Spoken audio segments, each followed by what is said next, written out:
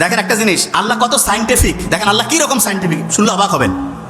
আমাদের একজনের হাত, একজনের পা, একজনের চোখ, কান আপনি চাইলেই কেটে আরেকজনকে লাগাই দিতে পারবেন না। যে এটা আবার কেমন কথা? হ্যাঁ, আপনি চিন্তা করেন তো, এই যে কালা জাহাঙ্গীর, পিস্তল, রাইফেল, কত নামে অনেকজনকে পাওয়া যায় না?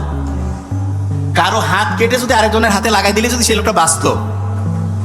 যেরকম শয়তানি সরকার থাকে বিভিন্ন সময় দেশে, এদের যাদের হাত পার দরকার হয় সবাইকে নিয়ে যায়, বিশেষ করে মাদ্রাসার স্টুডেন্ট তো খুব পছন্দ হবে, নিয়ে যায় হাত টাত কাটিয়ে আরেকজনের লাগাই দিত, ঠিক না? দেখেন আল্লাহ জানে যে এই মানুষ কি জাত, সেটা আল্লাহ তো ভালো করেই জানে।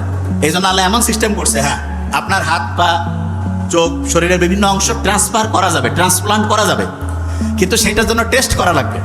এবং সবচেয়ে ভালো হয় হচ্ছে, দেখা যায় সাধারণত যার সাথে রক্তের এবং অন্যান্য গ্রুপগুলো ম্যাচিং হয় তাদের জন্য ভালো হয়। তাই এইটা সাধারণত আত্মীয় স্বজন, নিজের ফ্যামিলি বা কাছের সম্পর্কের যাতে তাদের ভালো হয়।